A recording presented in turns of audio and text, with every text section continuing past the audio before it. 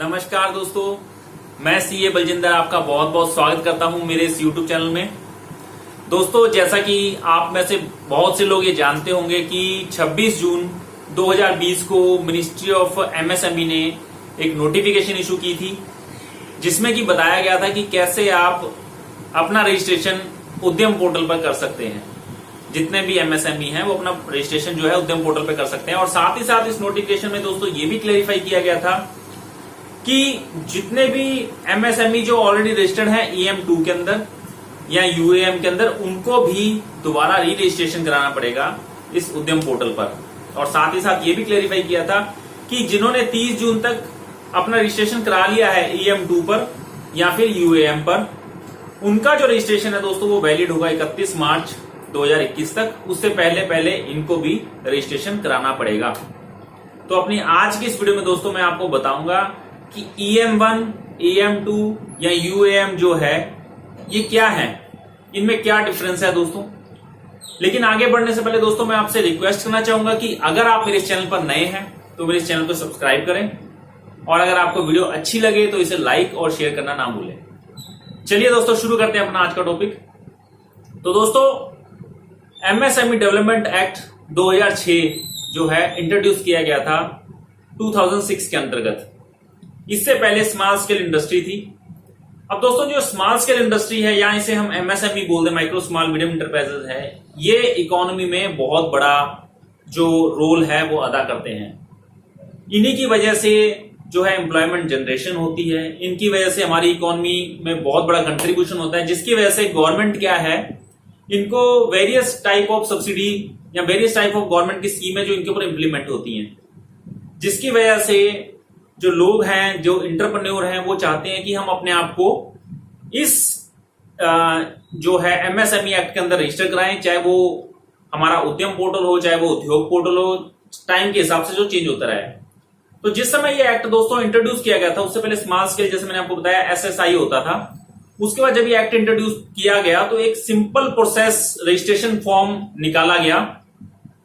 इस registration form को नाम दिया गया था एंटरप्रेन्योर मेमोरेंडम, जिसे हम शॉर्ट फॉर्म में EM बोलते हैं दोस्तों। इस EM के दो पार्ट थे, एक पार्ट 1 था और एक पार्ट 2 था।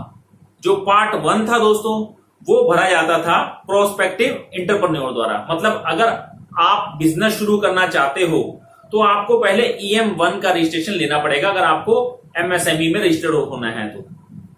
और जो पार्ट 2 था दोस्तों वो भरा जाता था, EM पार्ट 2 भरा जाता था एग्जिस्टिंग इंटरप्राइजेस के बारे में।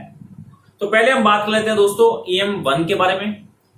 एक्चुअली क्या था दोस्तों, जब भी आपको कोई नई इंडस्ट्री सेटअप करनी पड़ती थी तो उसके लिए वेरियस टाइप के जो आपको सर्टिफिकेट लेने पड़ते थे। लाइक आपको बिल्डिंग की अप्रूवल करानी पड़ती थी लोकल बॉडी से जो आप बना रहे हैं, आपको लोन के लिए अप्लाई करना पड़ता था, आपको पोल्यूशन कंट्रोल जो है उसके लिए आपको सर्टिफिकेट लेना पड़ता था, नो ऑब्जेक्शन सर्टिफिकेट लेने पड़ते थे। यूटिलिटी, आपको कोई इलेक्ट्रिसिटी इंस्टॉल करवानी है उसके लिए आपको सर्टिफिकेट लेने पड़ते थे। तो जब भी आप इन चीजों के लिए जाते थे और आप एमएसएमई के लिए अप्लाई करते थे दोस्तों, तो वो जितने भी बॉडीज थे, चाहे वो यूटिलिटी के लिए हो, चाहे वो ये बोर्ड हो, वो आपसे EM1 सर्टिफिकेट मांगते थे।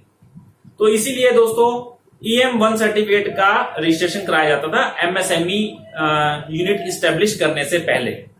और जो EM2 था दोस्तों, EM2 जो है वो फाइल किया जाता था एग्जिस्टिंग इंटरप्राइजेस द्वारा। जैसे मान लो किसी की ऑलरेडी बिजनेस चल रहा है, एमएसएमई है, वो अगर अपने को रजिस्टर करना चाहते हैं तो उनको EM2 के अंदर रजिस्ट्रेशन कराना पड़ता था, जिसके लिए उनको जाना पड़ता था DIC या जिसे बोलते हैं डिस्ट्रिक्ट इंडस्ट्री सेंटर के पास अपने डॉक्यूमेंट लेके, और वहां पर जाके ये सबमिट हो जाता था।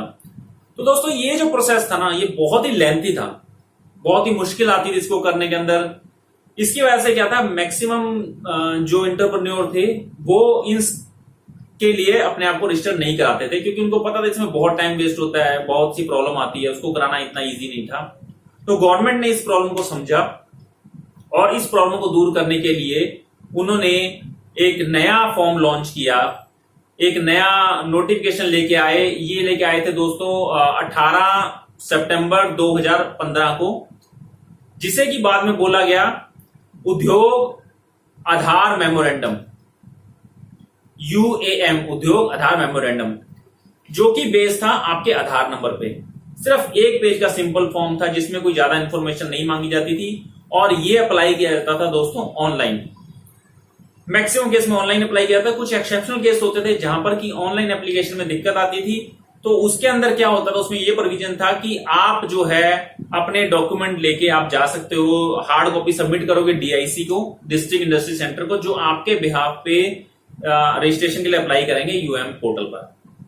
ठीक है दोस्तों, और इसका जो एक और खास बात थी कि अगर आपका ऑलरेडी रजिस्टर्ड हो EM1 के अंदर, चाहे EM2 के अंदर, चाहे आप SSI का जो माइक्रो स्मॉल इंडस्ट्री एक्ट आने से पहले अगर आप SSI में रजिस्टर्ड थे, तो आपको इसके अंदर रजिस्ट्रेशन कराने की आवश्यकता नहीं थी। आपको दोबारा यूएम में रजिस्ट्रेशन कराने की आवश्यकता नहीं थी।